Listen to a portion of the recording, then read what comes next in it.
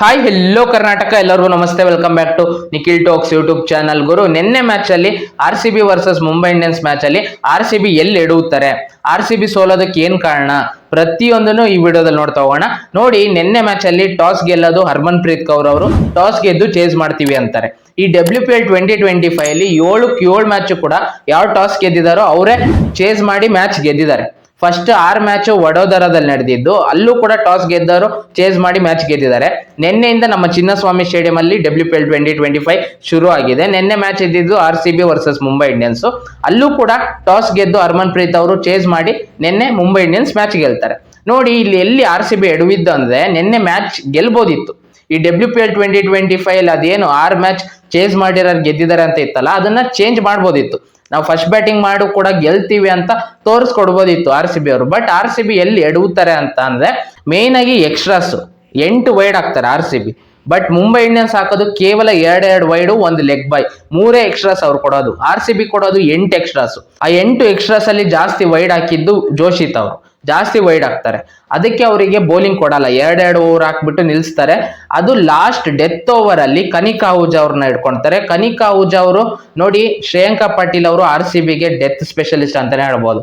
Death ಅಲ್ಲಿ bowling ಮಾಡಿ wickets ತಂದು ಕೊಟ್ಟಿದ್ದಾರೆ, ಮತ್ತೆ ಮ್ಯಾಚ್ ಗೆಲ್ಸಿದ್ದಾರೆ. ಅದೇ ರೀತಿ ಕನಿಕಾ ಅಹುಜಾ ಅವರು ಅಲ್ಲ, ಅವರು ನಿನ್ನೆ 19ನೇ ಓವರ್ ಬೌಲಿಂಗ್ ಮಾಡ್ತಾರೆ. 19ನೇ ಓವರ್ ಅಲ್ಲಿ ಅದಕ್ಕಿಂತ ಮುಂಚೆ 1 ಓವರ್ ಮಾಡಿರ್ತಾರೆ, ಅದು ಚೆನ್ನಾಗಿ ಮಾಡಿರ್ತಾರೆ. 19ನೇ ಓವರ್ ಅಲ್ಲಿ ಫಸ್ಟ್ ಬಾಲ್ 6 ಹೊಡ್ಸ್ಕೊಂತಾರೆ, ಮತ್ತೆ ಲಾಸ್ಟ್ ಬಾಲ್ 6 ಹೊಡ್ಸ್ಕೊಂತಾರೆ. ಅದು ಸೆಟ್ ಆಗಿರ್ತಾರೆ ಗುರು. ಅಮನ್ಜೋತ್ ಕೌರ್ ಅವರು ಸೆಟ್ ಆಗಿರ್ತಾರೆ ಸ್ಕ್ರೀಸ್ ಅಲ್ಲಿ, ಅವರು ಹೊಡಿತಾರೆ. ಆಫ್ ಸ್ಪಿನ್ನರ್ ನ ನೀವು ಡೆತ್ ಅಲ್ಲಿ ತಂದ್ರೆ ಚಾನ್ಸ್ ತಗೊಳ್ಳೇಬೇಕಿತ್ತು, ಅವ್ರ ಮ್ಯಾಚ್ ಗೆಲ್ಬೇಕಿತ್ತು ಅಂದ್ರೆ ಅದಕ್ಕೆ ಚಾನ್ಸ್ ತಗೊಳ್ತಾರೆ. 2 6 ಹೊಡಿತಾರೆ ಅದೇ ಓವರ್ ಅಲ್ಲಿ. ಅಲ್ಲೇ ಗೇಮ್ ಚೇಂಜ್ ಆಗಿದೆ. ಏನಕ್ಕಂದ್ರೆ ಹರ್ಮನ್ ಪ್ರೀತ್ ಕೌರ್ ಅವರು ಔಟ್ ಆಗಿರ್ತಾರೆ. 17ನೇ ಓವರ್ ಅಲ್ಲಿ ಹರ್ಮನ್ ಪ್ರೀತ್ ಕೌರ್ ಮತ್ತೆ ಸಜನ್ ಅವ್ರದ್ದು ವಿಕೆಟ್ ಬಿದ್ದಿರುತ್ತೆ. ಕ್ರೂಷಿಯಲ್ ವಿಕೆಟ್ ಅಂತಾನೆ ಹೇಳ್ಬೋದು. ಹರ್ಮನ್ ಪ್ರೀತ್ ಕೌರ್ ಮತ್ತೆ ಅಮನ್ಜೋತ್ ಕೌರ್ ಅವ್ರ ನಡುವೆ ಒಳ್ಳೆ ಪಾರ್ಟ್ನರ್ಶಿಪ್ ಬಂದಿರುತ್ತೆ. ಹರ್ಮನ್ ಪ್ರೀತ್ ಕೌರ್ ಅವರು 50 ರನ್ ಮಾಡಿ ಔಟ್ ಆಗ್ತಾರಲ್ಲ, ಅಲ್ಲಿಂದ RCB ಗೆಲ್ಬಹುದು, ಚಾನ್ಸಸ್ ಜಾಸ್ತಿ ಇದೆ ಅಂತ ಎಲ್ಲರೂ ಎಕ್ಸ್ಪೆಕ್ಟ್ ಮಾಡಿದ್ವಿ. ಬಟ್ ಅಲ್ಲಿ 19ನೇ ಓವರ್ ಅಲ್ಲಿ 2 6 ಹೊಡಿತಾರೆ. 2 6 ಹೊಡೆಯೋ ಕಾರಣ 19ನೇ ಓವರ್ ಅಲ್ಲಿ 16 ರನ್ ಖಾಲಿ ಆಗ್ತಾರೆ ಮುಂಬೈ ಇಂಡಿಯನ್ಸ್. ಲಾಸ್ಟ್ ಓವರ್ ಅಲ್ಲಿ ಕೇವಲ 6 ರನ್ ಬೇಕಿರುತ್ತೆ. ಇನ್ನು 1 ಬಾಲ್ ಸ್ಪೇರ್ ಇರೋಗ್ಲೇ ಮ್ಯಾಚ್ ನ ಮುಗಿಸ್ತಾರೆ. RCB ಎಲ್ಲಪ್ಪ ಎಡವಿದ್ದು ಅಂದ್ರೆ ಎಕ್ಸ್ಟ್ರಾಸ್ ಜಾಸ್ತಿ ಆಗ್ತಾರೆ, ಇದು ಮೇನ್ ಕಾರಣ. ಮತ್ತೆ ನಿನ್ನೆ RCB ಎಡವಿದ್ದು ಎಲ್ಲಪ್ಪ ಅಂದ್ರೆ, ಬ್ಯಾಟಿಂಗ್ ಅಲ್ಲಿ ಪವರ್ ಪ್ಲೇದಲ್ಲಿ 3 ವಿಕೆಟ್ ಕಳ್ಕೊಳ್ತಾರೆ. ಟಾಪ್ ಆರ್ಡರ್ ಬ್ಯಾಟ್ಸ್ಮನ್ಸ್ 3 ಔಟ್ ಆದಾಗ ಸ್ಕೋರ್ ಒಂದಿಷ್ಟು ಕಡಿಮೆ ಆಗುತ್ತೆ. ನಿನ್ನೆ ಒಂದು 10-15 ರನ್ ಶಾರ್ಟ್ ಇದ್ದು ಅಂತಾನೆ ಹೇಳ್ಬೋದು. 180 ಪ್ಲಸ್ ಇದ್ದಿದ್ರೆ ಕಷ್ಟ ಆಗಿರೋದು ಮುಂಬೈ ಇಂಡಿಯನ್ಸ್ಗೆ. ಅದು ವಿಕೆಟ್ ಕಳ್ಕೊಂಡಿದ್ದಕ್ಕೆ ಅದು 167ಗೆ ಎಂಡ್ ಆಯ್ತು. ಎಲಿಸ್ ಪೇರಿ ಅವ್ರು ನೋಡಿ, ನಿಂತು ಬಿಟ್ಟು ಆಡಿ 43 ಬಾಲ್ 81 ರನ್, ಅವರು ಆಪತ್ ಬಾಂಧವ ಅಂತಾನೆ ಹೇಳ್ಬೋದು. ನಮ್ಮ RCBಗೆ ಹೆಂಗೆ AB ಡಿ ವಿಲಿಯರ್ಸ್ ನಾವು ಆಪತ್ ಬಾಂಧವ ಅಂತಿದ್ವು, ಅದೇ ರೀತಿ ಎಲಿಸ್ ಪೇರಿ ಅವರು ನಿನ್ನೆ ನಿಂತಾಡಿದ್ದಕ್ಕೆ 167 ರನ್ ಸ್ಕೋರ್ ಮಾಡಕ್ಕಾಗಿದ್ದು RCB ಅವರು. ಇಲ್ಲಾಂದ್ರೆ ಚಾನ್ಸೇ ಇಲ್ಲ. 100 ರನ್, 120 ರನ್, 130 ರನ್ ಅಲ್ಲೇ ಎಂಡ್ ಆಗಿರೋದು. ಎಲಿಸ್ ಪೆರಿ ಅವ್ರ ಬ್ಯಾಟ್ ಇಂದ RCB 167 ರನ್ಸ್ ನ ಖಾಲಿ ಆಗ್ದು ಅಂತಾನೆ ಹೇಳ್ಬೋದು. ಪವರ್ ಪ್ಲೇದಲ್ಲಿ ಒಳ್ಳೆ ಶಾಟ್ ಬರುತ್ತೆ RCBಗೆ. ಸ್ಮೃತಿ ಮಂದನ ಮತ್ತೆ ಡ್ಯಾನಿ ಬ್ಯಾಟ್ ಅವ್ರ ನಡುವೆ ಒಳ್ಳೆ ಪಾರ್ಟ್ನರ್ಶಿಪ್ ಬರುತ್ತೆ. 29 ರನ್ ಪಾರ್ಟ್ನರ್ಶಿಪ್ ಬರುತ್ತೆ. 29 ರನ್ 2.4 ಓವರ್ ಅಲ್ಲೇ ಹೊಡೆದಿರ್ತಾರೆ. ಒಳ್ಳೆ ಶಾಟ್ ಸಿಕ್ಕಿರುತ್ತೆ. 200 ಸ್ಟ್ರೈಕ್ ರೇಟ್ ಅಲ್ಲಿ ಆಡ್ತಿರ್ತಾರೆ ಸ್ಮೃತಿ ಮಂದನ್ ಅವರು. ಅವಾಗ ಶಬ್ನಮ್ ಇಸ್ಮೇಲ್ ಅವರಿಗೆ ವಿಕೆಟ್ ಒಪ್ಪಿಸ್ತಾರೆ. ಸ್ಮೃತಿ ಮಂದನ್ ಅವರು ಔಟ್ ಆಗಿ ಸ್ವಲ್ಪ ಹೊತ್ತಿಗೆ ಡ್ಯಾನಿ ಬ್ಯಾಟ್ ಅವರು ಕೂಡ ಔಟ್ ಆಗ್ತಾರೆ. ಡ್ಯಾನಿ ಬ್ಯಾಟ್ ಅವರು ಕೇವಲ 9 ರನ್ ಗಳಿಸಿ ಅವರು ಕೂಡ ಔಟ್ ಆಗ್ತಾರೆ. ಅದಾದ್ಮೇಲೆ ರಾಘವಿ ಬಿಸ್ತ್ ಅವ್ರು ಬರ್ತಾರೆ, ಅವರು ಬೌಂಡ್ರಿ ಲೈನ್ ಅಲ್ಲಿ ಕ್ಯಾಚ್ ಕೊಟ್ಟು ಅವರು ಕೂಡ ಔಟ್ ಆಗ್ತಾರೆ. ಪವರ್ ಪ್ಲೇದಲ್ಲಿ RCB 3 ವಿಕೆಟ್ ಕಳ್ಕೊಂತಾರೆ. ಅದಾದ್ಮೇಲೆ ಕನಿಕಾ ಅಹುಜಾ ಅವರು ಔಟ್ ಆಗ್ತಾರೆ, ಬೋಲ್ಡ್ ಆಗ್ತಾರೆ. ಸಂಸ್ಕೃತಿ ಗುಪ್ತಾ ಅವರಿಗೆ ಬೋಲ್ಡ್ ಆಗ್ತಾರೆ ಕನಿಕಾ ಅಹುಜಾ ಅವರು. ಅಲ್ಲಿಂದ ಪಾರ್ಟ್ನರ್ಶಿಪ್ ಬರುತ್ತೆ ನೋಡಿ, ರಿಚಾ ಘೋಷ್ ಮತ್ತೆ ಎಲಿಸ್ ಪೆರಿ ಅವ್ರ ನಡುವೆ ಅರೌಂಡ್ 50 ರನ್ಸ್ ಪಾರ್ಟ್ನರ್ಶಿಪ್ ಬರುತ್ತೆ. 57ಕ್ಕೆ 4 ಇರ್ತಾರೆ, 107ಕ್ಕೆ 5ನೇ ವಿಕೆಟ್ ಬಿಡೋದು 107 ರನ್ನಿಗೆ.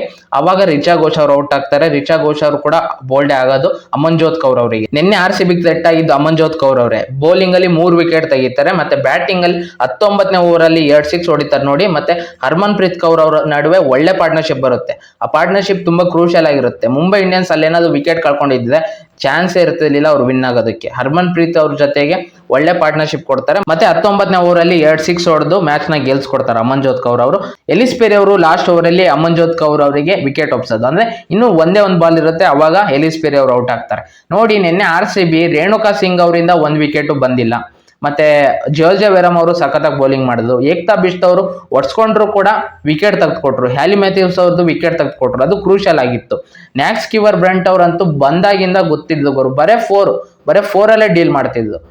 ಎಂತ ಸ್ಟ್ರೈಕ್ ರೇಟ್ ಅಲ್ಲಿ ಆಡಿದ್ದವರು, 200 ಸ್ಟ್ರೈಕ್ ರೇಟ್ ಅಲ್ಲಿ ಆಡ್ತಾರೆ. 21 ಬಾಲ್ 42 ರನ್. ಅಲ್ಲಿ ಆಲ್ಮೋಸ್ಟ್ ಮ್ಯಾಚ್ ಮುಗೀತು, RCB ಸೋಲ್ತಾರೆ ಅಂತ ಅಂದಾಗ ನ್ಯಾಕ್ಸ್ಕಿವರ್ ಬ್ರೆಂಟ್ ಅವ್ರದ್ದು ವಿಕೆಟ್ ಎತ್ತೋದು ಕಿಮ್ ಗಾರ್ತ್ ಅವರು ಬೋಲ್ಡ್ ಮಾಡ್ತಾರೆ ಅವರು. ಅಲ್ಲಿಂದ ಆರ್ ಸಿ ಬಿ ಕಡೆ ತಿರುಗುತ್ತೆ ಅನ್ನುವಾಗ ಒಳ್ಳೆ ಪಾರ್ಟ್ನರ್ಶಿಪ್ ಬಂದ್ಬಿಡುತ್ತೆ ಹರ್ಮನ್ ಪ್ರೀತ್ ಕೌರ್ ಮತ್ತೆ ಅಮನ್ಜೋತ್ ಕೌರ್ ಅವ್ರ ನಡುವೆ.